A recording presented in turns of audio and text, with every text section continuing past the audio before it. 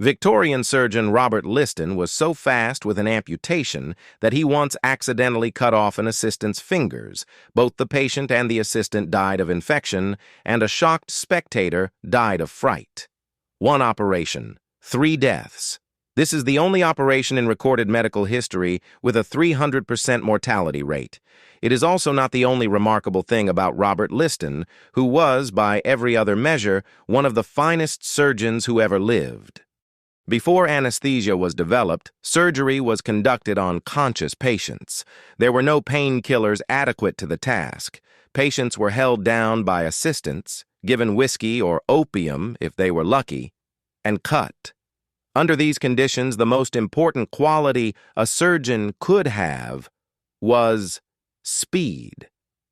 The longer an operation took, the longer the patient was conscious and in agony, and the higher the risk of death from shock, blood loss, or simply from the trauma of being awake while someone cut into you with a knife. A surgery that took 10 minutes was better than one that took 20. 2 minutes was better than 5. Robert Liston, a Scottish surgeon who practiced at University College Hospital in London in the 1830s and 1840s, was the fastest surgeon in the world. He was also 6 feet 2 inches tall, enormously strong, and performed amputations with a physical decisiveness that made other surgeons' techniques look tentative. He could amputate a leg in 28 seconds. A routine below-the-knee amputation took him approximately 2.5 minutes. The gallery in his operating theater, surgeries were public events in this period, attended by students and medical observers, was always full. People came to watch Liston work the way people attended performances. His technique was theatrical by necessity.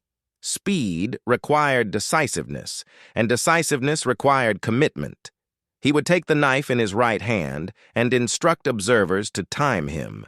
He held the knife between his teeth while he used both hands to control bleeding. He operated with his assistants positioned exactly where he needed them and with no tolerance for hesitation. He had a running commentary habit, announcing what he was doing, why, and what would happen next, that made his operations both educational for students and, to modern sensibility, deeply unsettling. He was also genuinely skilled beyond his speed. He developed improved techniques for operating on aneurysms. He designed surgical instruments still named after him.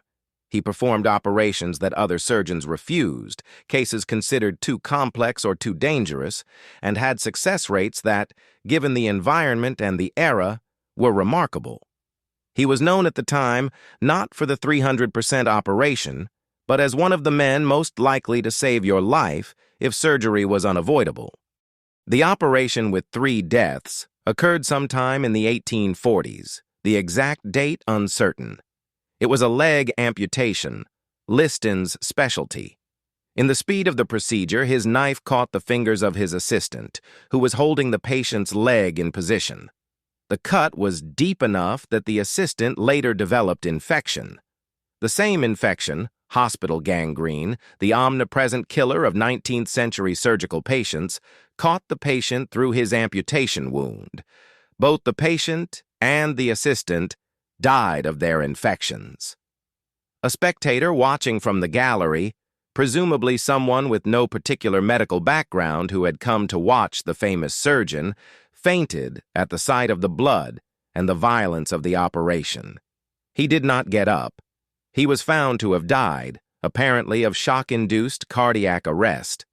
The story has been repeated widely enough that some historians have questioned whether every detail is accurate. The core account, 2 deaths from infection following 1 operation, is consistent with documented surgical mortality of the period. The spectator death is less thoroughly documented, but appears in multiple 19th century medical accounts. On December 21, 1846, Robert Liston performed the first operation in the United Kingdom conducted under ether anesthesia. His patient, A butler named Frederick Churchill, who required a leg amputation, was unconscious throughout. The procedure took 25 seconds. When Churchill woke up, not having felt anything, he reportedly asked when the surgery was going to begin. Liston's comment to the assembled observers, "This Yankee Dodge gentleman beats mesmerism hollow." He had performed the most important operation in the history of British surgery. He died 8 months later, in December 1847, of an aortic aneurysm at the age of 53. The era of conscious surgery, the world that had made his speed so valuable, was already ending when he died. Anesthesia changed everything. Operations could now take as long as they needed to. The fastest knife in London was no longer the most important quality a surgeon could have.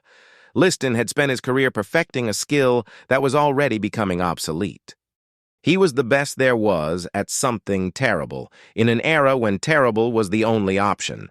When the terrible option ended, he was the first person in Britain to use the better one. The surgeon whose operations had a 300% mortality rate. One mistake in one operation that produced 3 deaths, from a man whose career was defined by saving people from the only kind of surgery that existed. 3 people died in that operating theater, but Robert Liston performed thousands of operations and was, for most of his career, one of the most likely reasons a patient survived. That's the thing about history. The dramatic story and the accurate portrait are sometimes hard to make fit together. Subscribe if you want more. See you in the next one.